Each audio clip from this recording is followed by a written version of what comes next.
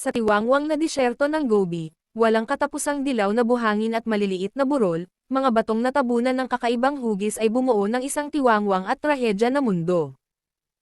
Sa likod ng isang maliit na Dallas disc na natatakpan ng mga bato, isang medyo may edad na lalaki at isang bata ang magkatabi na nakasandal sa pader na bato. Hawak ng lalaki ang kalahating laman na bote ng Remy Martin XO. Hindi nakaahit ang gaskosan niyang mukha, halos nakapikit ang mga mata, at ang pula ng alak sa kanyang pisngi ay tila tamad na para bang anumang oras ay makakatulog na siya. Tito, anong kung fu ang itinuro mo sa akin?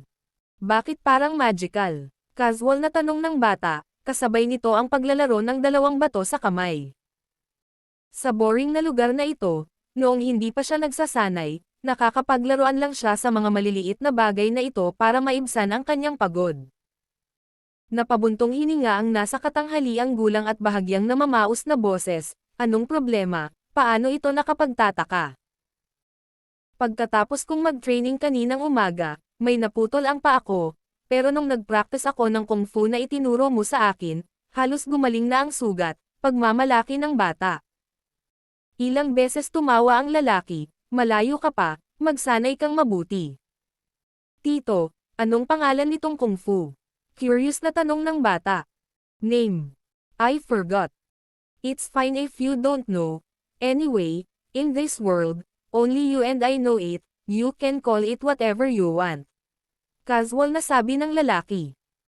Hindi nabawasan ang kuryosidad ng bata, nagpatuloy siya sa pagtatanong, Tito, ano sa palagay mo ang mangyayari kung isagawa mo ang kung fu na ito hanggang sa ika-9 na antas? Uncle, anong level ka na? Pumikit ang nasa katanghaliang gulang na lalaki, tila inaantok na siya, tulala niyang sabi, ewan ko. Hanggang sa ika-7 antas pa lang, paghihiwalay, hindi ko naintindihan. Ika-8 antas, buhay at kamatayan. Hindi banggitin ang ika-9 na antas, ang huling antas, muling pagsilang. Mukha namang dismayado ang bata. Tito, matanda ka na at hanggang ika-7 antas ka palang nag-ensayo. Tapos kung gusto kong mag-ensayo sa ika-9 na antas, kailangan kong maghintay hanggang sa tumanda ako. Kalokohan. Wala itong kinalaman sa edad, kung naiintindihan mo ito, pagkatapos ay naiintindihan mo ito, kung hindi mo, hindi mahalaga kung gaano ka katanda. Kung gayon paano mo ito maiintindihan? Tanong ng bata. Hindi na nagsalita ang lalaki, nakatulog na talaga siya at nagsimulang humilik ng kulog.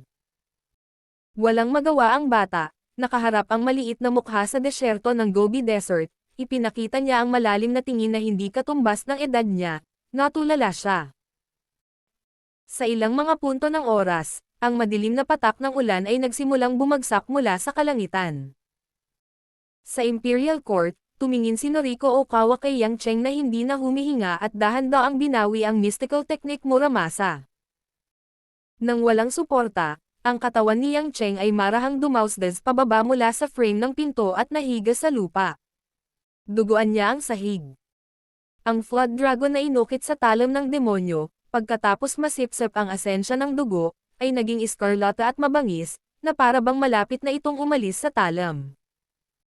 Kumalat mula sa talam ang umaalingaw-ngaw na mamamatay tao na aura, dahilan para masimangot ang mga tao sa paligid. It's a good blade. It's rumored to be cursed by bloodlust. I didn't expect it to really exist. Isang kakaibang tingin ang sumilay sa mga mata ni Cardinal Bruno. I wonder kung itong talam o ang demonyong sandata ng erehe, ang Butcher's Blade, ay mas ganid. Hindi sumagot si Noriko Okawa at pinanatili ang kanyang talam. Tumingin lang siya kay Yang Cheng na hindi na gumagalaw sa lupa. Isang nakakatakot na ngiti ang lumitaw sa gilid ng kanyang bibig. Kahit isang tunay na Diyos ay maaaring patayin, lalo pa ang isang tao na nakakuha ng isang posisyon sa Diyos sa pamamagitan ng pagpatay sa isang Diyos. Masyado niyang pinahahalagahan ang sarili niya. Hindi mo masasabi iyan. Kung hindi dahil sa radioactive na gamot na nabuo namin, kasama ang napakahusay na kakayahan ni Miss Kyoubi sa pag-arte at ang kanyang mahiwagang kakayahan sa pagbabasa ng isip. Oh, syempre, kailangan din namin ang pag-unawa ni Leader Okawa sa posisyon ng Diyos. At ang aming masusing pagtutulungan para talunin siya. Hindi naman exaggeration na sabihing Diyos siya. Mukhang papuri ang sinabi ni Judy, pero walang paghanga sa mukha. Bagkus, may bahid ng panunuya. No matter what, from now on, there won't be another Pluto within 100 years. Kung saan siya magre-reincarnate at kung kailan siya gising, wala itong kinalaman sa atin. Kailangan lang nating siyasatin ang tiyak na lokasyon ng bato ng Diyos. Kung hindi niya ito binabantayan, hindi magiging mahirap makuha ito, mapagmataas na sabi ni Noriko Okawa. Kahit na dumating siya upang maghayganti, maaari tayong maging mga Diyos gamit ang bato ng Diyos. Kung hindi tayo maaaring maging Diyos, hindi niya mailalabas ang kanyang galit kapag wala na tayo sa mundong ito. Tama si Leader Okawa. Ngunit sino ang maghahanap ng bato ng Diyos? Sino ang magmamay-ari nito pagkatapos itong matagpuan? Tanong ni Judy na may kaakit-akit ng ngiti. Ngumisi si Noriko Okawa, bakit? Gusto ba ng Blue Storm na mangibabaw sa mundo? Huwag na nating pag-usapan kung sino ang unang makakahanap ng bato ng Diyos. Kung hindi kita hahayaang umalis ngayon, wala kang pagkakataong mabuhay. Nang matapos siya, ang martial arts suit ni Noriko Okawa ay nag-flutter kahit walang hangin. Ang demon blade sa kanyang kamay ay nagsimulang mag-vibrate sa sarili nitong, mahinang nagpakawala ng isang matalim na tunog ng metal na parang panaghoy ng mga multo at pag-ungol ng mga lobo. Naramdaman ang nakakatakot na mamamatay tao na aura na dumarating sa kanila. Si Judy at ang dalawa pang miyembro ng Blue Storm, pati na ang 3 tao mula sa Vatican, ay napaatras ng ilang hakbang at tumingin kay Noriko Okawa na may takot sa kanilang mga mata. Nakita na noon ni Hanya at Tenoki ang kakayahan ng kanilang pinuno. Siya ay nasa tuktok ng ground ninja. Isang hakbang pa at siya ay magiging isang maalamat na super powerhouse sa antas ng Heavenly Ninja. Paano ito may isip ng isang ordinaryong tao? Para maabot nilang dalawa ang antas ng Jinnin, ang kanilang lakas sa pakikipaglaban ay pambihira na. Gayunpaman, habang mas mataas sila, mas naramdaman nila ang malaking agwat sa pagitan ng Jinnin at Ground Ninja, at kung gaano kahirap tumawid. Si Kyoubi naman at ang short-haired lady from Takamagahara, umatras na sila sa isang sulok at mukhang nanonood ng magandang palabas. Hindi sila natakot sa pamatay na aura ni Noriko Okawa. Leader, sapat na tayong dalawa para patayin sila, yumoko si Hanya at sinabi. Malamig na umungol si Noriko Okawa. Basura, walang pinagkaiba kung papatayin mo sila o hindi. Ngayong patay na si Pluto, pupunta kayong dalawa sa Huasia sa loob ng ilang araw upang hanapin ang bato ng Diyos. Dapat mong mahanap ito sa oras na ito. Sinabi ito ni Noriko Okawa sa harap ng Blue Storm, Vatican, at Takamagahara. Malinaw na hindi niya iniisip na patayin ang sino mang humahadlang sa kanya kasama ang Demon Blade. Dahil minamaliit, galit na galit si Judy at ang iba pa. Gayunpaman, hindi nila ito masabi ng malakas. Hindi nila inaasahan na si Noriko Okawa, na nasa antas ng Ground Ninja, ay may ganoong nakakatakot na kakayahan. Ang mga eksperto ng Yamato Sect ay maaaring hindi kasing dami ng mga elite ng ibang organisasyon. Gayunpaman, ang mga ninja ng Yamato Sect ay may kalamangan sa mga numero. Bukod dito, ang kanilang mga ninjutsu at ilusyon ay patuloy na nagbabago. Tiyak na hindi sila dapat gawing trifle. Ngayon na ang pinakamalaking hadlang sa pagkuha ng bato ng Diyos ay ang pagkamatay ni Pluto, ang bato ng Diyos ay naging isang bagay na walang may-ari. Kung sino ang may pinakamalakas na kamao ang siyang magiging pinakamalaking panalo. Ang punong tanggapan ng Yamato Sect ay nasa Japan, nakatabi ng Huasia. Marami silang bilang ng mga tao, at hindi maarak ang kakayahan ni Noriko Okawa. Ang mga mutant na tulad nila ay hindi makalaban sa kanya. Malinaw na ang Yamato Sect ay may mas mataas na pagkakataon na makuha ang bato ng Diyos kaysa sa ibang mga organisasyon. Ang mas mahirap bantayan ay ang pagkaunawa ni Noriko Okawa sa posisyon ng Diyos at bato ng Diyos. Pagkatapos ng lahat, nang makuha ni Zero ang bato ng Diyos at mag-eksperimento dito, si Noriko Okawa ay isa ng pangunahing miyembro ng Zero. Ang kanyang pagkaunawa sa paggamit ng bato ng Diyos ay higit na nalampasan ang iba. Gayunpaman, kung ihahambing sa mga alalahanin na ito, mas gusto ni Judy at ng iba pa na makaligtas.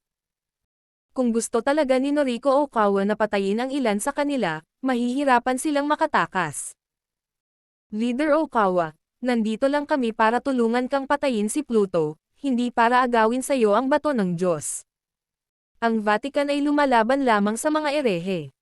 Dahil nawasak na ang katawan ni Pluto, aalis na tayo.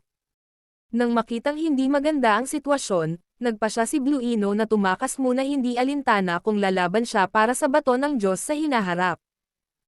Gayunpaman, bago pa man siya makatalikod at makaalis, dalawang malamulto ang hamarang sa pinto. Hinarang ni Tinoki at Hanya ang daan mula sa kaliwat kanan.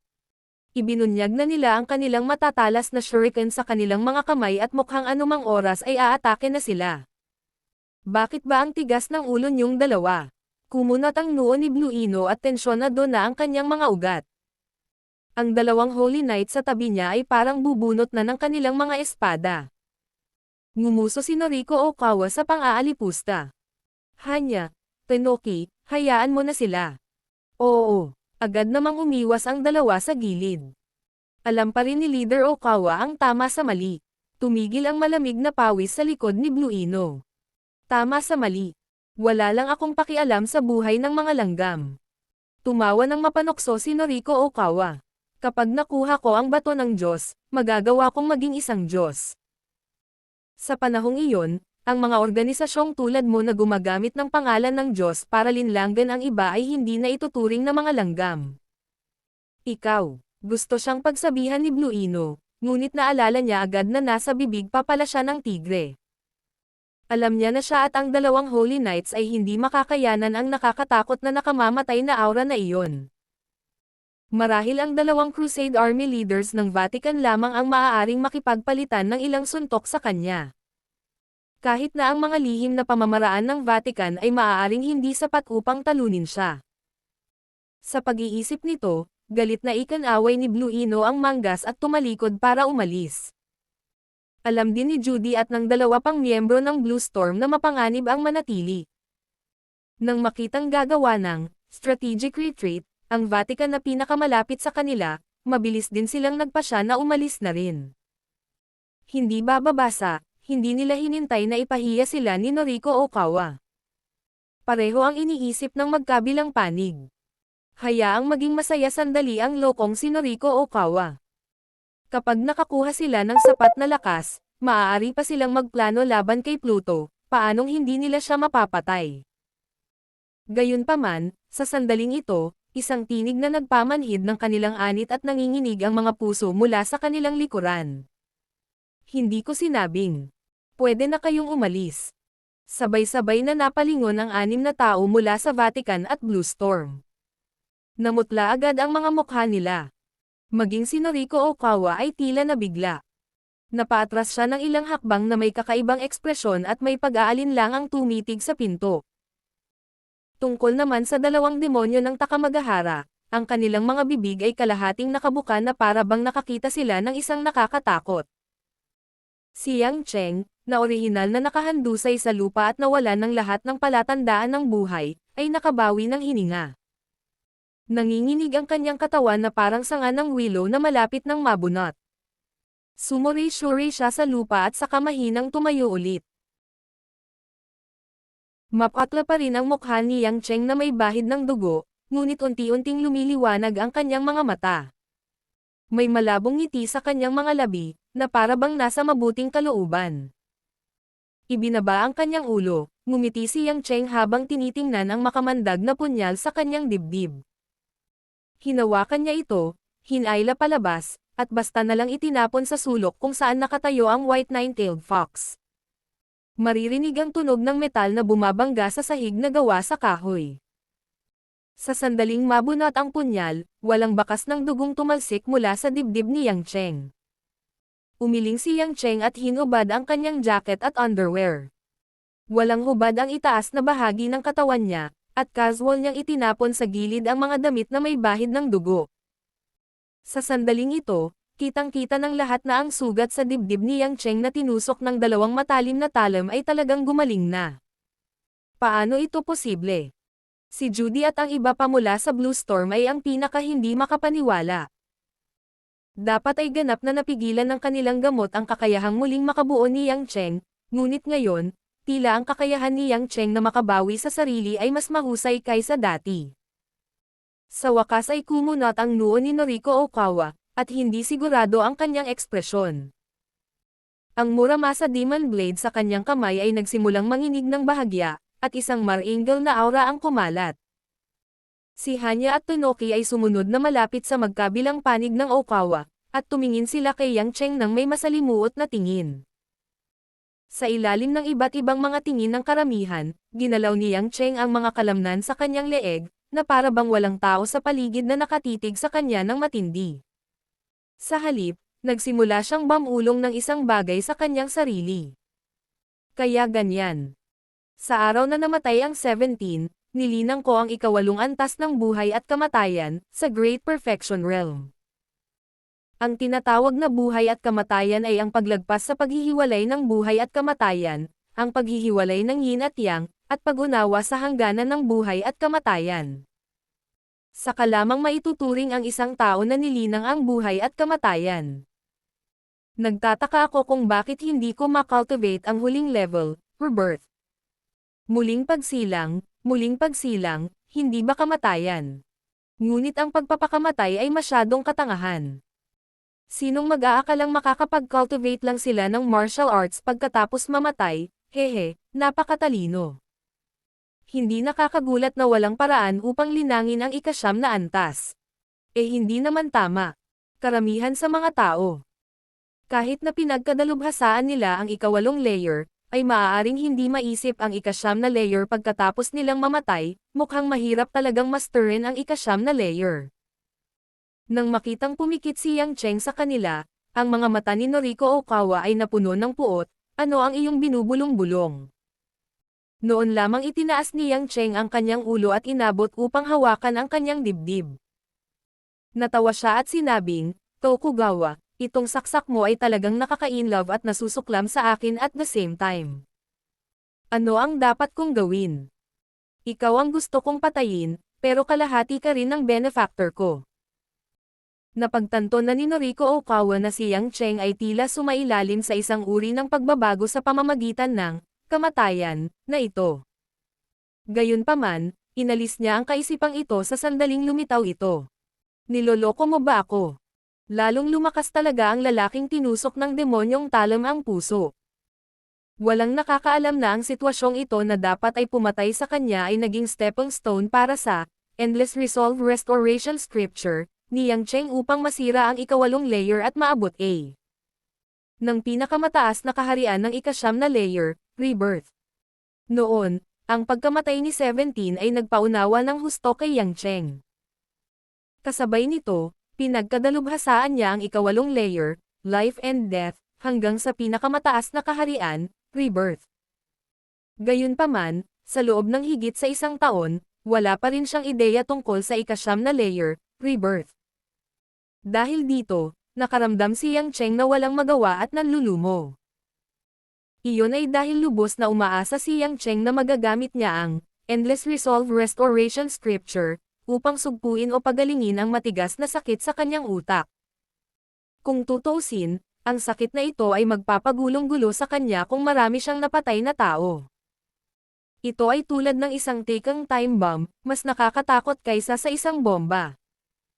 Kung siya ay nawala sa kanyang isip, ang bilang ng mga taong napatay niya ay hindi maihahambing sa kapangyarihan ng isang bomba. Ngayon lang, ang kanyang kakayahan sa pagbawi sa sarili ay pinahina ng radioactive na gamot, at ang kanyang katawan ay naging mahina. Ang puso ni Yang Cheng ay tinusok ng makamandag na punyal at ng malademonyong talam na Muramasa. Ang ganitong mga nakamamatay na pag-atake ay masasabing nakabitin sa pamamagitan ng isang sinulid. Gayunpaman, sa sandaling malapit na siyang mamatay, ang malakas na pangangatawan at kamalayan ni Yang Cheng sa wakas ay nagdulot ng kislap ng buhay. Dahil dito, naunawaan din ni Yang Cheng ang tunay na kahulugan ng ikasyam na layer ng Endless Resolve Restoration Scripture, sa sandaling malapit na siyang mamatay. Masira ang buhay at kamatayan ng iba, at sa wakas ay masira ang buhay at kamatayan ng sarili. Tulad ng minsang sinabi ni Yang Cheng, may dalawang uri ng tao sa mundo ang pinaka-nakakatakot. Ang isa ay baliw dahil hindi niya alam kung ano ang takot, at ang isa ay isang taong hindi natatakot sa kamatayan. Gayunpaman, sa nakaraan, naisip ni Yang Cheng na hindi siya natatakot sa kamatayan, ngunit pinigilan niya ang kanyang instinct sa kanyang puso. Ngayong naabot na niya ang ika-9 na layer, Rebirth, sa wakas ay naunawaan na niya kung ano ang kamatayan. Ito ay isang uri ng mahiwagang pag-unawa na maaari lamang maunawaan ngunit hindi ipahayag sa mga salita. Katulad na lamang ng laging sinasabi ng lasing sa kanyang alaala, kung naiintindihan mo, naiintindihan mo. Kung hindi mo naiintindihan, walang kwentang sabihin. Sa sandaling naunawaan ni Yang Cheng ang huling layer, ang panloob na puwersa ng Endless Resolve Restoration Scripture na pinigilan sa kanyang katawan ay biglang lumundag. Ang mga radioactive na elemento na pumipigil sa kanyang kakayahan sa pagbawi sa sarili ay lahat ay nakakulong at hindi na maaaring gumanap ng anumang karagdagang papel. Bukod dito, naramdaman ni Yang Cheng na ang kanyang pangangatawan at kamalayan ay maraming beses na mas malakas kaysa dati. Kahit nabunutin niya ang punyal mula sa kanyang puso, ang dugo ay hindi pa makakalabas bago ito tuluyang gumaling. May kakaibang pakiramdam si Yang Cheng na ang kanyang true chi ng Endless Resolve Restoration Scripture ay umabot sa peak state. At sa itaas ng peak, tila may hindi nakikitang hadlang na humaharang dito. May kutob si Yang Cheng na ang ika-9 na layer ay maaaring hindi ang tunay na tuktok. Dahil ang lakas ng true chi sa ika-9 na layer ay maihahambing pa sa lakas ng kanyang kakayahan pagkatapos niyang ay unsealed ito. Nangangahulugan ito na kapag ang panloob na puwersa ay nilinang sa isang mataas na antas, ito ay talagang isang kapangyarihan na maihahambing sa God power. Gayunpaman, dahil ang panloob na paglilinang ng puwersa na ipinasa mula sa sinaunang silangan ay may ganoong kapangyarihan. May mga buhay kaya sa mundong ito na maaaring linangin ang panloob na puwersa at maging kasing lakas ng Panginoon ng mga Diyos. Napakaraming ideya ang pumasok sa isip ni Yang Cheng sa isang iglap. Sa sandaling ito, ang pagkakaroon ng mga tao sa paligid niya ay tila hindi na mahalaga. Ito ay dahil sa pakiramdam niya na siya ay pumasok sa isang ganap na bagong kaharian. Habang pinag-iisipan ni Yang Cheng ang mga kaisipang ito na hindi pa niya nararanasan, ang 6 na tao mula sa Blue Storm at Vatican, na kanina pa kinakabahan na nanonood, ay nagkatinginan. Nang makitang si Yang Cheng ay tila walang balak na gumalaw, tumalikod sila at nagplanong tumakas sa lalong madaling panahon. Anuman ang mga pagbabagong nangyari kay Yang Cheng, nadama nila na hindi ito isang bagay na kakayanin nila.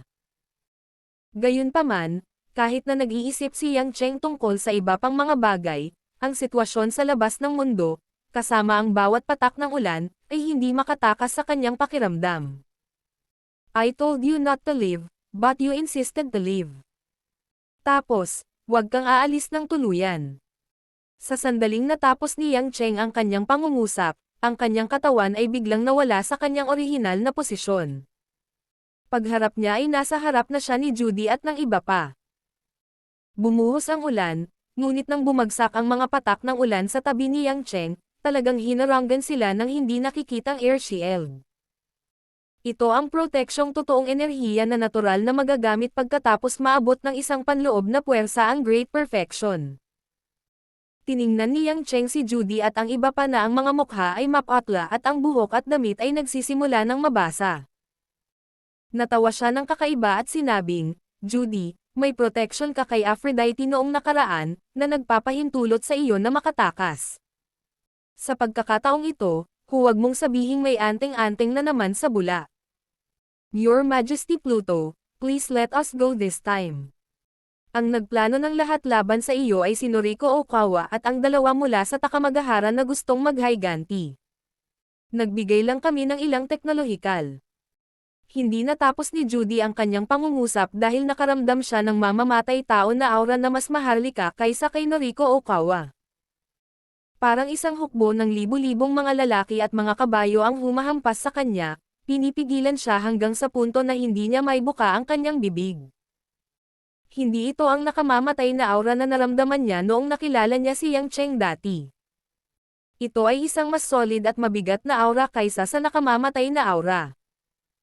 Gayunpaman, ito ay mas mahirap labanan kaysa sa nakamamatay na aura, na parang may kapangyarihan itong gumapang at humingi ng awa. Hindi lang siya, kundi ang dalawa pang miyembro ng Blue Storm at ang tatlo mula sa Vatican ay halos nakalimutang tumakas at lumaban. Ang tunay na enerhiya ni Yang Cheng mula sa Endless Resolve Restoration Scripture ay malayang umiikot sa kanyang mga meridian. Dahil nasira na niya ang kaharian ng Rebirth, ang pagpatay ay wala ng konsepto ng karahasan at awa sa kanya. Ang natitira na lang ay ang pinakadalisay at pinakamarangal na aura. I'm only asking you if you have a talisman. Since you don't, then all of you can die. Matapos magsalita ng mahinahon si Yang Cheng, dahan-dahan siyang naglakad patungo kay Judy at sa iba pa na parang bumibili ng gulay sa kalye. Si Judy at ang iba ay hindi gumagalaw. Nang madaanan ng figure ni Yang Cheng si Judy at ang Red Robe Cardinal na si Bruno, ang kanyang mga yabag ay parang namamasyal sa parke. Walang kakaiba sa kanya habang nagpatuloy siya sa paglalakad pabalik sa bahay. Pagpasok pa lang niya sa pinto, si Judy at ang lima pa ay bumagsak sa lupa na may malakas na kalabog habang pinapanatili ang kanilang takot na takot. Basang-basa sa malamig na ulan, parang mamamatay na sila. Si Okawa at ang iba pa sa bahay ay nagulat lahat.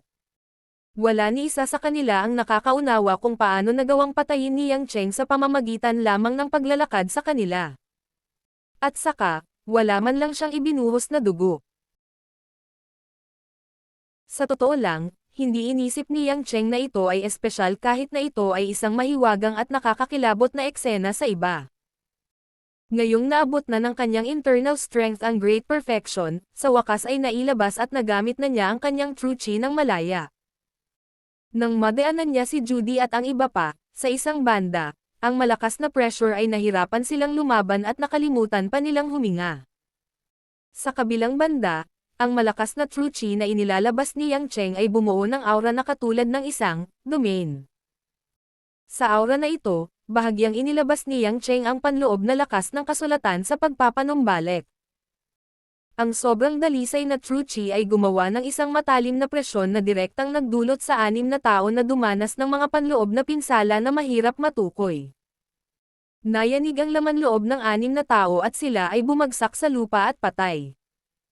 Kung bakit hindi sila nagsuka ng dugo, ito ay dahil nag-collapse sila bago umabot sa kanilang bibig at ilong ang dugo.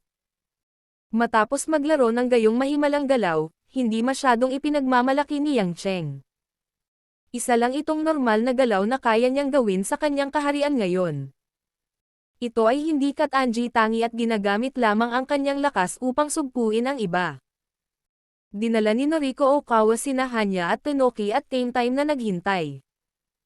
Maging ang nine-tailed white fox at ang short-haired lady na nakangiti kanina ay nakatayo sa kabilang side ni Yang Cheng na may solemn na ekspresyon. Napakalinaw nila na ang bilis na ipinakita ni Yang Cheng ay lampas sa saklaw ng kanilang pangunawa. Maliban sa pakikipag-away, walang ibang paraan. Ang alamat ay nagsasabi na sa sinaunang Qinggang ng Huaxia, mayroong isang pamamaraan na tinatawag na pag-urong ng lupa sa 1 pulgada. Kapag ito ay isinagawa sa isang mataas na antas, maaaring maabot ng gumagamit ang antas ng teleportasyon. Tila ang iyong kamahalan Pluto ay halos ang katulad ng maalamat na pamamaraan, sabi ni Noriko Okawa na may mabigat na tono. Ang Devil Blade Ingenious Spell Marisama na kumikislap pa na may dagwang liwanag ay patuloy na nanginginig sa kanyang kamay na parang naghihintay na makapasok muli sa larangan ng digmaan. Nako, hindi ko pa narinig. Pero malayo pa rin ang bilis ko sa teleportation, sabi ni Yang Cheng. Itinaas ni Noriko Okawa ang Marisama at itinuro si Yang Cheng mula sa 2 talampakan ang layo. Kahit na, kailangan ko pa ring ilabas ang lahat para magkaroon ng pagkakataon. Hindi isinasapuso ni Yang Cheng na siya ay nakahawak sa kutsilyo. Sinulyapan niya ang natitirang 5 tao at sinabi sa maikli ang buhok na babae na hindi nagpahayag ng kanyang kakayahan. Ikaw dapat ang isa pang kapatid ng Nine-Tailed White Fox, ang Nine Lives Cat Demon, tama ba? Ang mga mag-aaral ng Nine Lives Demon Cat na may dilaw na buhok ay lumiit, at ang kanyang maitim na kayumangging mga mag-aaral ay naging madilim na berdeng kulay. Ngumiti siya ng masama at sinabing, "So, alam mo na kung sino ako." Bagaman isang organisasyon ang Takamagahara, wala itong pinuno. Tiyak na pumunta ka dito para maghiganti sa iyong nakatatandang kapatid na babae, si Yuki Onna, at gumawa ng desisyon sa iyong sarili, tama? Tanong ni Yang Cheng. Tama, ngunit sa kasamaang palad, mukhang mas malakas ka kaysa sa naisip namin. Nakakatakot itong magkapatid. Tinapik ng demonyong pusa ang kanyang dibdib at tumawa ng kakaiba. Si Yang Cheng ay mukhang walang pakialam. Ang itaas na bahagi ng katawan niya ay hubad, at ang kanyang mga kamay ay nasa bulsa ng kanyang pantalon. Sinabi niya ng may malaking interes, nakipaglaban ako sa karamihan ng mga malihim na organisasyon. Kayong mga taga-Takamagahara ay mas malikhain. Lahat ay may kanya-kanyang mana. Inaasahan kong makakita ng bago mula sa inyo. Isang pahiwatig ng galit ang sumilay sa berdeng mga mata ng Nine Lives Demon Cat. Sa tingin mo matatakot kami sa iyo dahil lang kaya mong tumayo ulit. Huwag makipaglaro. Kunin mo ito. Sa sandaling matapos siyang magsalita, lumitaw ang demonyong pusa sa harap ni Yang Cheng sa isang kisap mata, parang isang itim na anino. Isang matalim na kuko ng pusa ang lumitaw sa isang kamay niya, at tila may mahinang kuryenteng dumalay dito. Bigla siyang nagpuwersa at napahawak sa lalamunan ni Yang Cheng. Ang katawan ni Yang Cheng ay mas malakas kaysa dati. Bagamat mabilis ang demonyong pusa, madali siyang umiwas sa gilid. Sa kabilang banda, napakataas ng sensitivity ng demonyong pusa. Dahil hindi siya nakaatake, tumalikod siya at winalis ang kanyang binti, at isang umiikot na unos ang lumitaw sa kanyang binti. Ang unos ay lumikha ng ripple sa hangin, at ang mga frame ng pinto ng nakapalibot na mga lumang mansyon ay nabasag lahat ng unos na ito. Noon lang napagtanto ni Yang Cheng na napakabilis ng mga pamamaraan at galaw ng demonyong pusa. Pagharap sa paparating na gale kick, isang malaking kamay ang hamampas. Ungol ng demonyong pusa. Ang kanyang binti, na napapalibutan ng malakas na unos, ay sinampal ng palad ni Yang Cheng. Hindi ito nakakuha ng anumang kalamangan. Hiniram ang lakas ng kamay ni Yang Cheng, umatras ang demonyong pusa. Kasabay nito, ay nalalayan niya ang sarili gamit ang isang kamay sa lupa at sumigaw, "Bumangon ka." Habang iniisip ni Yang Cheng kung ano ang ibig sabihin nito, naramdaman niyang yumanig ang sahig na gawa sa kahoy. Boom! Sa isang malakas na tunog, ilang spike ng bato at putik na tila mga sanga ng kawayan ang lumabas sa lupa at tumusok sa ibabang bahagi ng katawan ni Yang Cheng. Dam! Agad na umiwas si Yang Cheng, ngunit nabuhusan pa rin siya ng putik at nalungkot. Ang alamat ay nagsasabi na ang Nine Lives Cat Demon ay nakakakuha ng isa pang buntot kada 9 na taon. Sa bawat karagdagang buntot, maaari siyang magkaroon ng karagdagang kakayahang kontrolin ang kalikasan. Kapag siya ay may 9 na buntot at 9 na buhay, magagamit niya ang 9 na pamamaraan ng metal, kahoy, tubig, apoy, lupa, hangin, ulan, kulog, at kidlat. Parang nakabisado mo na ang 3 sa kanila. Si Yang Cheng ay hindi nababalisa habang pinupuri niya. Nang makitang wala siyang magawa kay Yang Cheng at itinuring pa siyang isang laruan, alam ng demonyong pusa na tinutokso siya ni Yang Cheng. Galit na galit siya. Hindi pa tapos. Dahil doon, muling nag-extend ang matatalas na kuko ng pas ang demonyo. 5 pulgada ang haba ng mga ito, at kumikidlat kung saan-saan. Bigla niyang sinuntok si Yang Cheng, at ang bilis niya ay mas mabilis kaysa dati. Nang makita na ang kanyang mga kapatid na babae ay nakikipaglaban na sa kamatayan kay Yang Cheng, ang Nine-Tailed White Fox ay tumingin kay Noriko Okawa. Okawa, kung gusto mong mabuhay, kailangan mong makipagtulungan sa amin. Hinihintay mo ba kaming mamatay bago ka mamatay? If you want to fight, then fight. You don't have to drag me into it. Natural na aawayin ko siya. Hindi natin nagsinoriko Okawa. Galit na tinitigan siya ng puting fox. Naiinis siya na wala siyang oras para dukutin ang mga mata nito. Dalubhasa siya sa pagbabalat kayo, ilusyon, at pagbabasa ng isip. Wala siyang tiwala sa isang laban. Kung mabilis siyang sasali sa labanan, magiging hadlang lamang siya sa demonyong pusa. Sa makatuwid, maaari lamang siyang maging balisa sa gilid. Nang nag-aalangan ang White Fox. Iniisip kung dapat ba siyang tumakas gamit ang kanyang ilusyon habang nakikipaglaban si Yang Cheng, hindi niya inaasahan na biglang magbabago ang labanan ni Yang Cheng at nang pas ang demonyo. Ginamit ng demonyong pusa ang kanyang mga kuko ng kidlat upang takpan ang noo ni Yang Cheng. Gayunpaman, biglang itinaas ni Yang Cheng ang kanyang kaliwang kamay at hinarang ang kanyang mga kuko. Ang purplish-blue electric current ay patuloy na dumadagandong sa kamay ni Yang Cheng, ngunit hindi gumagalaw si Yang Cheng.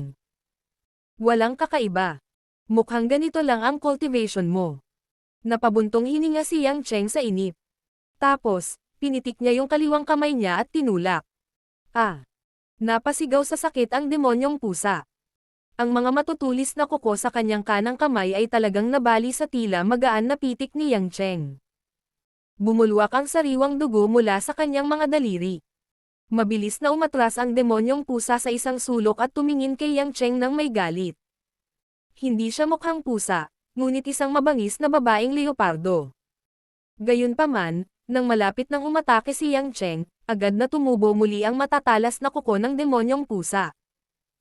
Tumigil din ang dugo, na para bang hindi siya nasugatan. No wonder isa kang 9 lives cat demon. Napakalakas ng recovery ability mo. Tumawa si Yang Cheng. Muling sasalakayin ang demonyong pusa nang marinig niyang sumigaw ang nine-tailed white fox, tulong. Nagbago ang ekspresyon ng mukha ni Yang Chen habang lumilingon siya sa paligid. Hindi alam kung kailan naging 17 ang nine-tailed white fox. Nakasuot siya ng asol na damit at nakalugay ang itim niyang buhok. Malungkot ang kanyang ekspresyon, lalo na nang tumingin siya kay Yang Cheng nang may hinanakit. Parang nabuhay muli ang 17 at nakatayo sa harap ni Yang Cheng. 13. Huwag ka nang pumatay. Natigilan si Yang Cheng. Kahit na alam niyang hindi ito ang totoong 17, ngunit ang ilusyon ng nine-tailed white fox, si Yang Cheng ay natulala pa rin saglit. Gayunpaman, sa isang labanan sa pagitan ng mga eksperto, ang isang sandali ng pagkagambala ay sapat na upang maging sanhi ng isang malaking turnaround. Hindi lamang nakita ng Nine Lives Cat Demon ang pagkakataon at sumugod sa puso ni Yang Cheng, maging si Noriko Okawa, na ayaw umatake kanina, ay may kislap sa kanyang mga mata. Ang Demon Blade Muramasa ay parang dragon na umuusbong mula sa dagat, tumutusok sa likod ng ulo ni Yang Cheng. Isa mula sa harap at isa mula sa likod, ang pag-atake ng pincer sa buong lakas nila ay agad na naging sanhi ng pag-atake sa dalawang vitals ni Yang Cheng. Gayunpaman, sa pag-iisip ng dalawa na malapit na silang magtagumpay, si 17, na nakatayo roon ay biglang nanlaki ang kanyang mga mata at nagpakita ng hindi makapaniwalang tingin. Bakit? Si Yang Cheng, na orihinal na nakatayo doon, ay biglang nawala at naging after-image. Tungkol naman sa totoong katawan ni Yang Cheng, lumipat na siya sa likod ng 17. May umagos na dugo mula sa sulok ng bibig ni 17.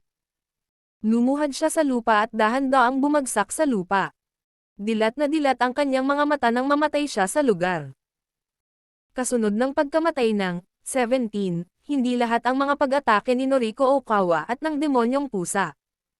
Muli nilang tiningnan ang nine-tailed white fox sa lupa.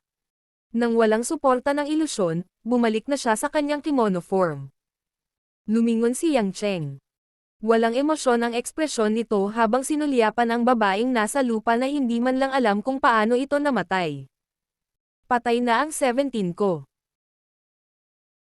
Nang makita ang nine-tailed white fox na namatay ng ganoon, ang mga mata ng Nine Lives Demon Cat ay naging pula. Alam din ni Noriko Okawa na ang kanyang buhay ay nakabitin sa pamamagitan ng isang hibla. Kaya't sinigawan niya ang kanyang natitirang dalawang subordinate, sina Hanya at Tonoki, kung gusto mong mabuhay, go all out. Si Hanya at Tonoki ay mukhang solemn na, ngunit hindi sila kumikibo matapos marinig ang utos. Kahit na ang isang dalubhasa tulad ni Noriko Okawa ay walang magawa tungkol dito, kaya ano ang magagawa nila? Habang papalapit si Yang Cheng, sa wakas ay tumigil si Noriko Okawa sa pagpipigil sa kanyang lakas. Itinaas niya ang talam ng demonyo sa kanyang kamay, at muling nabuhay ang pattern ng dragon sa talam na kinulayan ng pula ng dugo ni Yang Cheng. Maaaring hindi mo alam ito, ngunit kapag mas malakas ang dugo, mas maa-activate nito ang kapangyarihan ng demonyong blade na ito. Hahayaan kitang matikman ang enerhiya ng Demon Blade na pinaandar ng sarili mong dugo. Sumambulat ang mamamatay tao na aura ni Noriko Okawa, at ang dugo pulang liwanag ng talam ng demonyo ay nakakalat sa lahat ng dako. Mukha siyang Azure mula sa impyerno, at ang kanyang puting buhok ay naging batik-batik sa ilalim ng liwanag. Tahimik na pinagmamasdan siya ni Yang Cheng na pinaikli ang kanyang nakamamatay na aura, ngunit hindi siya kumikibo. Pagsisisihan mo ito. Hindi gumawa ng anumang magarbong galaw si Noriko Okawa. Itinaas lang niya ng mataas ang Demon Blade at nilaslas ito patayo. Hindi niya kailangan ng anumang mga diskarte. Sa kaharian ni Noriko Okawa, pinasimple na niya ang komplikado sa pinakasimple. Ang pinakadirektang paglipat ay ang pinakamahusay na ipakita ang kanyang malakas na paglilinang. Ang lahat ng nakamamatay na aura ay namuo sa talam, at ang pattern ng dragon sa talam ng demonyo ay nagpakawala ng mahinang dagandong. Ang Mystic Dharma Lotus Sutra ay kumikinang ng maliwanag. Kitang-kita ito ng Nine Lives Demon Cat at Hanya. Ito pa rin ba ang Demon Blade Muramasa? Nang ihagis ni Tokugawa ang kanyang demonyong talam kay Yang Chen. Isang dambuhalang iskarlata na talam ng liwanag na mahigit 5 talampakan ang taas ang tumama sa ulo ni Yang Chen na may dumadagandong na dagandong at kasing bilis ng kulog. Dahil ang talam ay masyadong marahas at mapagmataas, at ito ay 5 talampakan ang taas, ang maringal na aura nito ay kumalat sa lahat ng direksyon. Nang hamampas ang hangin mula sa talam sa mukha ng 3 tao, talagang nakaramdam sila ng mahinang sakit. Si Demon Cat at ang dalawa pa ay nagulat na si Tokugawa ay talagang nagtago ng napakalakas na killer move. Kasabay nito, nakaramdam sila ng pag-asa para mabuhay. Marahil, maaari nilang patayin muli si Yang Cheng. Kasabay nito, ang talam ng pulang ilaw ng dugo ay pinutol, at ang bubong, na hindi naman mataas sa simula, ay nahati rin. Tuluyan ding nabasag ang tapat na pader. Ang buong siglong bahay ng pamilya Tokugawa ay hinati ni Noriko Okawa sa 2. Palakas ng palakas ang ulan sa labas na pumapatak sa mukha ng lahat. Ang alikabok na dinala ng malaking talam ng liwanag ay mabilis na natangay ng ulan. Si Yang Chen, na hindi gumagalaw o gumawa ng ingay, ay tahimik na naghintay para sa liwanag na talam na damapo sa kanya. Bigla siyang napangiti. Ang panunuya na ito ang naging dahilan upang masira muli ang pag-asa ng lahat na mapalad. Killing aura condensed into a saber. Not a bad move. Sayang at hindi na ako katulad ng dati. Sa ilalim ng makulimlim na kalangitan, si Yang Cheng, na nag-iisang hindi nabahira ng ulan, ay nakatayong hindi nasaktan. Mapanuksong tiningnan niya si Noriko Okawa, na bahagyang humihingal matapos gamitin ang lahat ng kanyang lakas. Sa likod ni Yang Cheng, ang kalahati ng pader ay gumuho, at ang bubong sa itaas ay natangay. Gayunpaman, ang lugar kung saan nakatayo si Yang Cheng ay ang tanging hindi naapektuhan. Namumula ang mukha ni Noriko Okawa. Napaatras siya ng ilang hakbang sa gulat. Ang kanyang orihinal na kalmadong ekspresyon ay matagal nang nawala, at halatang hindi niya alam kung ano ang gagawin. Go! Go! Go! Agad na inutusan ni Noriko Okawa sina Hanya at Tonoki. Sa sandaling ito, nais niyang matipon ang lahat ng mga ninja mula sa Yamato sect. Bagamat alam niyang hindi ito makakatulong kahit natipunin niya silang lahat dahil ang mga tunay na master lamang ang maaaring lumahok sa isang labanan sa antas na ito. Mas mabuting magkaroon ng isa pang taong harangin si Yang Cheng. Si Tonoki ang pinakamataktika. Nang makitang hindi tama ang tiyempo at hindi na kayang lumaban ni Noriko Okawa, naisip niya na mas mabuting tumakas siya. Sa iba naman na magaling magtago at bilis, naisip niya na baka hindi siya mahuli ni Yang Cheng. Bukod dito, naroon din sina Okawa at Cat Demon. Sa pag-iisip nito, umatras si Tenoki at sinamantala ang pagkakataon. Bigla siyang gumalaw ng palihim at nawala sa orihinal niyang pwesto.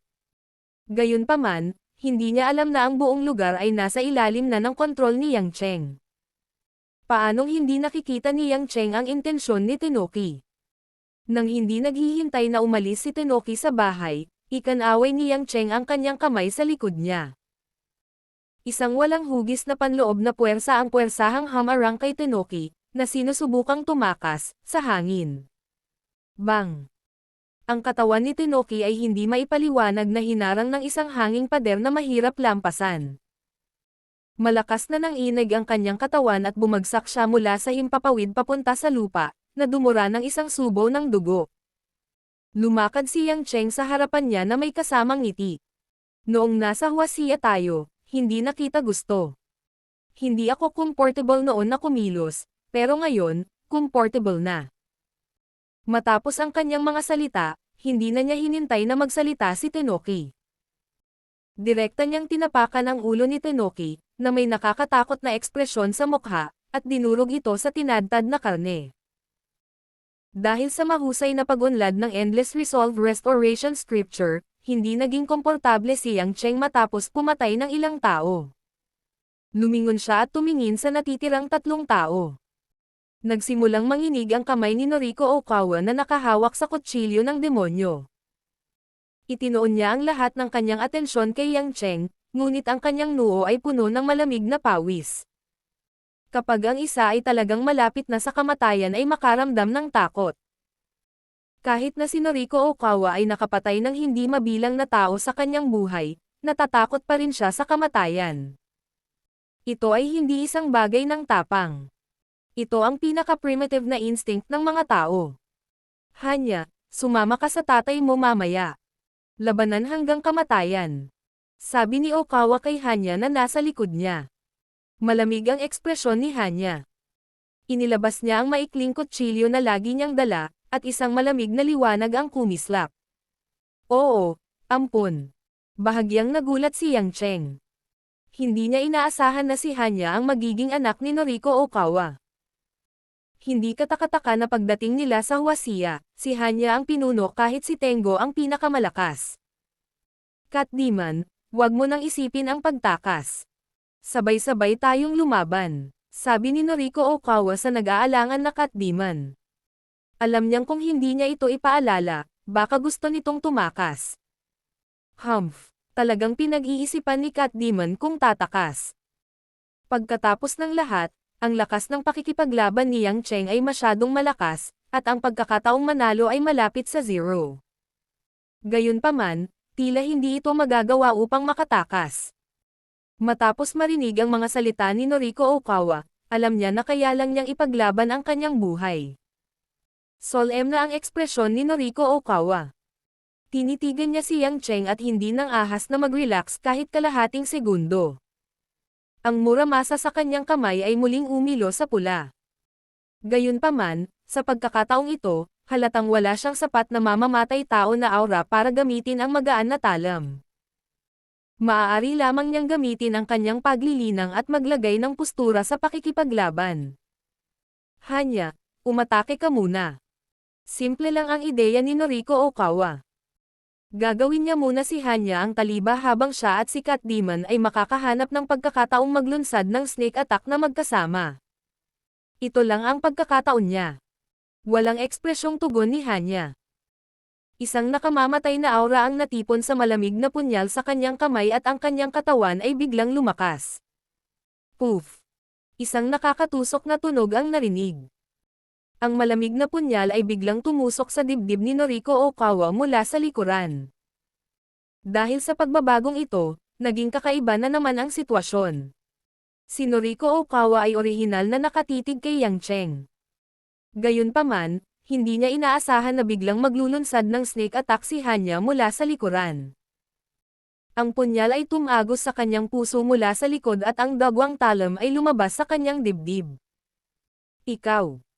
Dahan-daang lumingon si Noriko Okawa at nakitang umatras si Hanya ilang di pa ang layo. Halatang nagbabantay siya sa ganting atake ni Noriko Okawa. Sumili ang sama ng loob sa mga mata ni Hanya. Ang kanyang klasikong oriental na hugis itlog na mukha ay nagpakita ng kalupitan na hindi tumutugma sa kanyang magandang ugali. Kakaiba ba? 10 taon ko nang hinihintay ang araw na ito, malamig na sabi ni Hanya. Matanda na si Noriko Okawa. Ang kanyang pambihirang kakayahan ay batay sa akumulasyon ng kanyang paglilinang. Sa sandaling iyon, naubos niya ang isang malaking halaga ng mamamatay tao na aura at sinaksak sa isang nakamamatay na lugar ni Hanya. Namilog ang kanyang mga mata at sa wakas ay namatay siya nang hindi sinasadya. Ang Demon Blade Muramasa ay nahulog sa lupa at ang pulang ilaw ay nawala. Hindi inaasahan ni Yang Cheng na magkakaroon ng ganitong drama ng isang adopted daughter na pumatay sa kanyang ama. Gayunpaman, hindi niya ito masyadong pinapansin. Ngumiti siya ng kakaiba kay Hanya at sinabing, kung sa tingin mo ay pakakawalan na kita pagkatapos mong patayin ang adoptive father mo, masyado kang mataas ang tingin mo sa akin. Hindi ako ganoon ka-generous. Umiling si Hanya. Wala akong masasabi kung gustong kunin ng mahal na Pluto ang buhay ko. Naghihiganti lang ako sa kanya sa pagpatay sa buong pamilya ko at pagpapahiya sa akin mula pa noong bata pa ako. Hindi ako humihingi ng kapatawaran sa kamahalan. Namulat si Yang Cheng. Parang awa yan ng dugo. Kasabay ng katotohanan na siya ay pinahiya ni Noriko Okawa, ang kanyang nominal adoptive father, siya ay naghahanap ng pagkakataon upang maghiganti. Nakakalungkot lang na masyadong malakas si Noriko Okawa. Sa kabutihang palad, siya ay pinilit sa isang dead end ni Yang Cheng, na nagbigay kay Hanya ng pagkakataong makalusot. Sa sandaling iyon, muling kumislap ang figure ni Yang Cheng at lumitaw sa ibabaw ng isang pader sa looban. Sa ilalim ng pader, nabigla ang Nine Lives Cat Demon, natatakas na sana. Nakita niya si Yang Cheng na nakikipag-usap kay Hanya at gusto niyang kunin ang pagkakataong makatakas. Gayunpaman, muli siyang pinigilan ni Yang Cheng. Patay na ang mga kapatid mo. Patay na rin si Noriko Okawa. I think dapat ka na ring mamatay. Matingkad na ngumiti si Yang Cheng na parang hindi niya ito papatayin, ngunit sa halip ay ipadala siya sa isang magandang lugar. Ang demonyong pusa ay umatras sa gulat at patuloy na umiling. Gayunpaman, hindi niya maisip na lumaban. Tumalikod siya at gustong tumakas muli. Sa pagkakataong ito, hindi na siya kinausap ni Yang Cheng nang walang kaparirikan. Umirap siya at lumuhad sa harapan niya. Tumalikod siya at tinamaan ng palad ang tuktok ng bungo ng demonyong pusa. Marahas na nang inig ang katawan ng demonyong pusa. Kasunod nito, ang kanyang mga paa at dibdib ay lumubog. Sa isang malakas na putok, tumalsik ang laman at dugo kung saan-saan. Ang kanyang buong katawan ay nagkapira-piraso ng sampal ni Yang Chen. Walang ibang paraan. Alam ni Yang Cheng na ang demonyong pasang ito ay may malakas na kakayahan sa pagbawi sa sarili.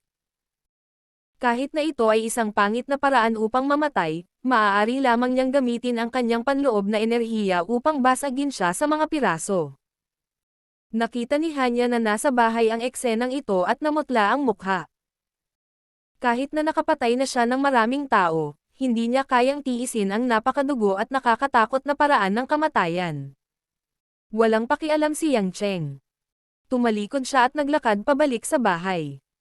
Ang mapanganib ngunit dramatikong labanan ay malapit nang matapos. Tanging ang nanginginig na babaeng ninja ang natira. Pumasok si Yang Cheng sa bahay. Hindi siya nagmamadaling harapin si Hanya, na hindi naglakas loob na kumilos. Sa halip, yumuko siya at kinuha ang Muramasa, pinaglalaroan ito ng may kaunting interes. Ang talon na ito ay minsang hinanggad niya noong bata pa siya. Kung tutusin, ipinanganak siya sa pugad ng asasin. Ang isang banal na sandata sa mga kamay ng isang asasin ay natural na isang bagay na lubos na iginagalang. Gayunpaman, ngayong ang uhaw sa dugo at sinaunang talon na ito ay nasa kanyang mga kamay, si Yang Cheng ay walang gaanong pagnanais na angkinan ito. Dati ay idolo, minsan panaginip. Ngayon ang isa ay naging multo sa ilalim ng kanyang mga paa at ang isa ay laruan sa kanyang mga kamay. Sinong nagsabing hindi biro ang buhay?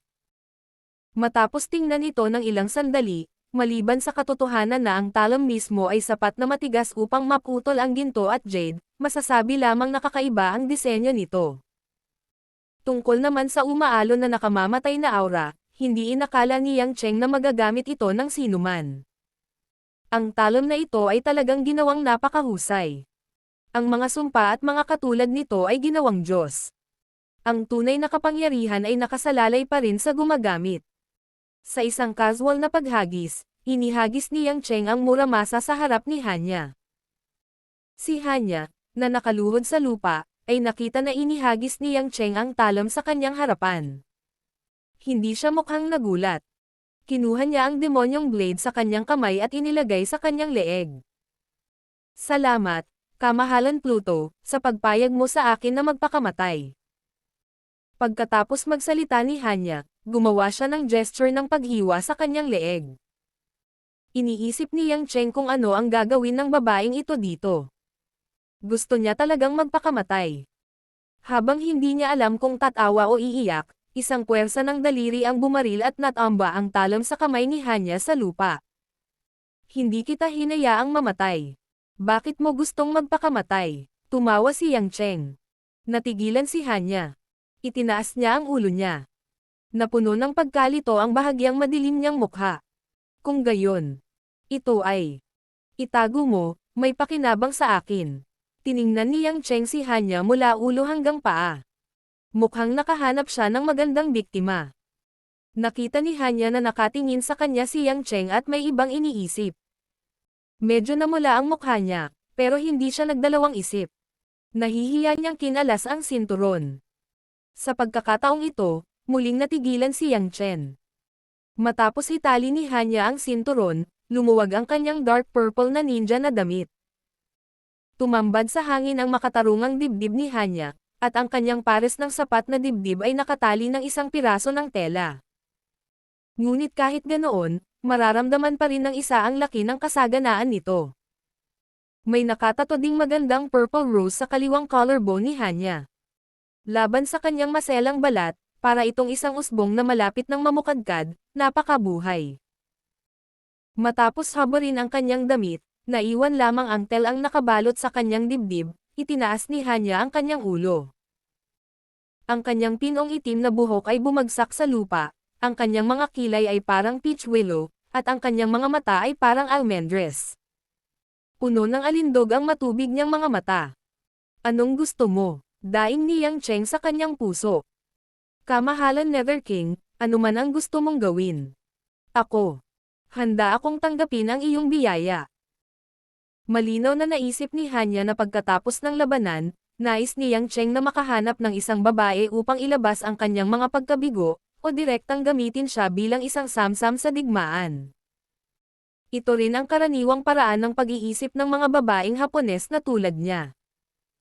Ang mga eksperto ay maaaring magsunog, pumatay, at manloob, kaya normal para sa mga babae na maging samsam sa digmaan. Si Hanya ay pinalaki ni Noriko Okawa mula noong siya ay bata pa. Maganda na siya sa murang edad, kaya itinuring ni Noriko Okawa si Hanya bilang kanyang ampon na anak at sariling laruan. Bagamat patay na si Okawa, hindi nagbago ang pagiging alipin ni Hanya.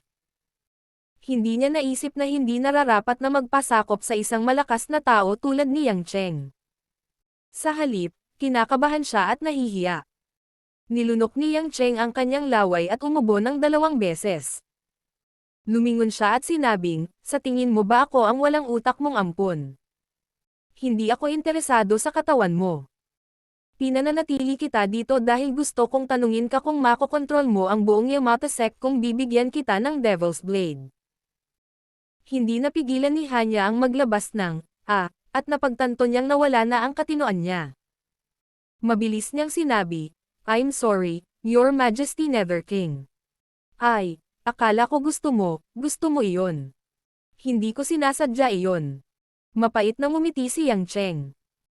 Ang babaeng ito ay tila sinanay hanggang buto ni Noriko Okawa na magkaroon ng likas na umaasa.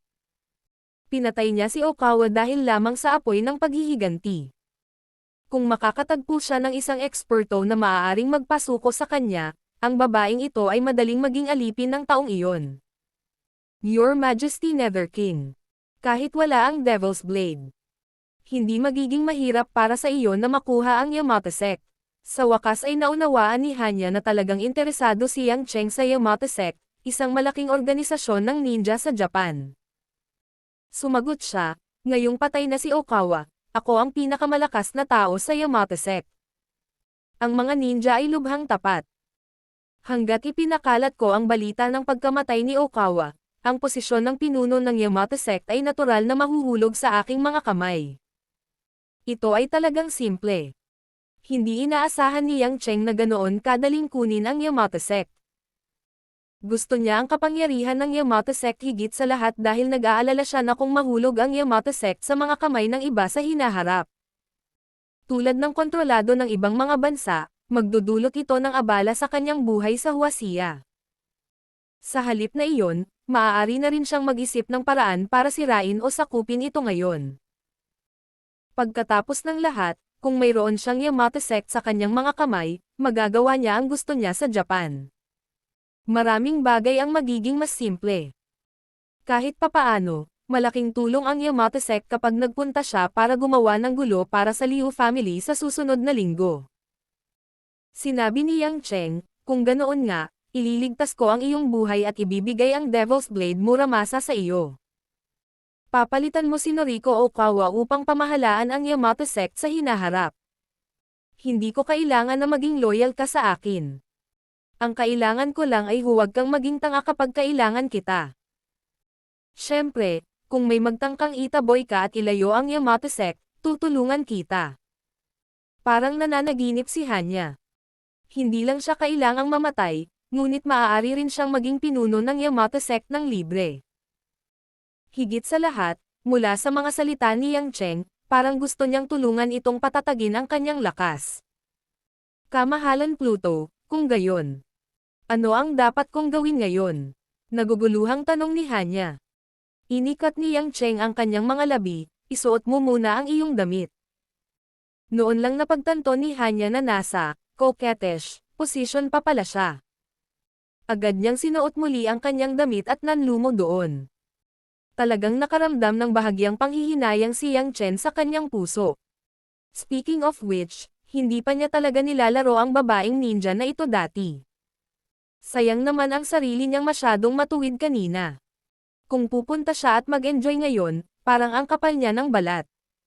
Kaya lang niyang sumuko sa ngayon.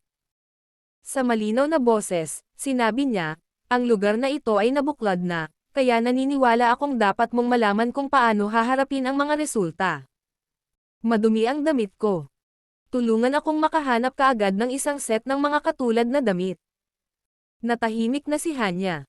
Nakinig siya sa utos ni Yang Cheng at agad na umalis sa looban.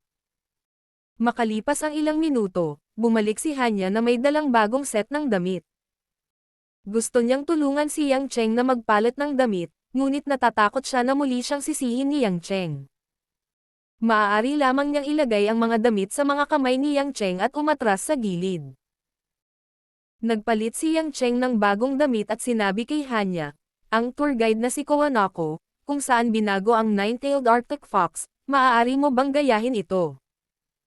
Tumango si Hanya, bagaman hindi ko siya kayang gayahin ng malinaw gaya ng Nine-tailed Arctic Fox, halos magaya ko siya. Naalala ni Yang Cheng na minsang itinago ni Hanya ang sarili bilang Mo Chani. Kaya naman binanggit niya ito. Kung tutuusin, patay na si Kowanako. Kailangang may dahilan para biglang palitan ang tour guide. Ito ay pinakaangkop para kay Hanya na magkaila ang kanyang sarili bilang siya ay maaaring sabihin ang tunay mula sa pekeng, ngunit ang mga babaeng iyon ay hindi. Pagkatapos nito, itinuro niya kay Hanya ang ilang bagay na dapat harapin. Pagtingin sa oras, mahigit 1 oras na. Ang mga babaeng umiinom ng tsaa sa tea house sa Nejo Town ay tiyak na naghihintay ng balisa. Kaya, hiniling niya kay Hanya na itago ang sarili bilang bagong bersyon ng Kawanako, at bumalik sa pangkat ng turista. Mag-uusap sila tungkol sa ibang mga bagay pagkatapos noon. Sa kabutihang palad, ang pagkuha sa gawain ng Yamato Sect ay napakasimple at prangka. Nakita ng ilang mahahalagang leader ng organisasyon na ang Demon Blade Village ay nasa kamay ni Hanya at mabilis na sumuko. Sa makatuwid, hindi ito tumagal ng maraming oras. Hinaranggan lang nila ang lugar kung saan naganap ang away at hinarap ito ng palihim. Si Yang Cheng at Hanya, na nakabalat kayo bilang kawan ako, ay hiwalay na bumalik sa koponan. Natural, hindi nila maiwasang tanungin. Lalo na nang talagang nagpalit ng damit si Yang Cheng. Dahil dito, labis na hindi nasisiyahan ang ilang kababaihan. Sinabi nila na si Yang Cheng ay, namili sa likuran nila, at ito ay masyadong hindi mabait. Si Liu Minggayo ay mas maislan. Masasabi niya na hindi lang namimili si Yang Cheng. Kaya naman, tinanong niya, okay ka lang ba? Siyempre, hindi sasabihin ni Yang Cheng ang totoo. Hindi sa natatakot siyang sabihin ni Liu Minggayo sa iba. Ito ay isang bagay lamang ng dalawang magkaibang mundo. Hindi niya kailangang mag-alala. Mukha ba akong hindi okay? Nabasa lang ang damit ko, kaya nagpalit ako ng bago, sabi ni Yang Cheng. Sinong nagtanong sa'yong tumakbo? Nabasa ka ba? Inilibot ni Liu Minggayo ang kanyang mga mata kay Yang Cheng. Hindi na siya nagtanong pa. Malamang alam niya na ayaw nang magsabi pa ni Yang Cheng. Hindi gaanong madaldal si Hanya, na nakabalat kayo bilang kawan ako, pero at least hindi ito nakakaramdam ng kakaiba sa mga tao. Pagkatapos ng lahat, siya ay isang babaeng Hapon at nakatanggap ng propesyonal na pagsasanay. Hindi naging problema sa kanya ang pagiging ordinaryong tour guide. Nang makitang gabi na, hindi na binalak ng grupo na manatili pa sa magandang lugar. Sunod-sunod silang bumalik sa minibus. Gayunpaman, sa sandaling umupo si Yang Cheng sa upuan, sumimangot siya. Nakaramdam siya ng pananakit sa kanyang puso at mga laman loob. Tsaka medyo nahihilo yung ulo niya. Nang mapansin ang abnormalidad, tumingin si Yang Cheng sa kanyang katawan at lumubog ang kanyang puso. Inisip niya noong una na dahil naabot niya ang estado ng rebirth, ang mga radioactive substance na maaaring sugpuin siya dati ay hindi nagagana. Hindi niya inaasahan na pagkatapos niyang sugpuin ang mga sangkap ay hindi na ito tuluyang nalalaho. Nakabaon pa rin ang mga ito sa kanyang katawan na parang malignant na tumor. Ang pagkakaiba lang ay medyo hangina ang epekto ng gamot. Kanina lang, nag-operate siya ng internal force niya, kaya hindi halata ang epekto ng gamot. Gayunpaman, ngayon na siya ay pumasok sa isang nakaka-relax na estado, ang sakit na hindi pa naalis ay lumitaw muli. Alam ni Yang Cheng na hindi ito maliit na problema. Kung tutuusin, kahit na umabot na sa great completion ang internal force niya, hindi pa rin niya maalis ang gamot sa katawan niya. Halata naman na mahirap itong harapin. That damn Noriko Okawa, the drug that he gave me really restrained me. Saglit na nag-isip si Yang Cheng. Pinag-iisipan niya kung dapat niyang kunin si Jane, ang dalubhasa sa medisina, para tingnan siya. Pagkatapos ng lahat, ito ay mas maginhawa upang iwanan ang mga bagay na pang-agham sa mga siyentipiko. Maaari niyang gamitin ang kanyang panloob na puwersa upang paalisan ang mga lason, ngunit maaaring hindi posible na paalisan ang mga radioactive na elemento. Habang iniisip niya ito, binuksan ni Yang Cheng ang kanyang telepono. Kahit na hindi siya makatawag sa telepono, maaari siyang magpadala ng email sa pamamagitan ng internet. Hinahayaan siya ng mga Hapones na ipadala ito.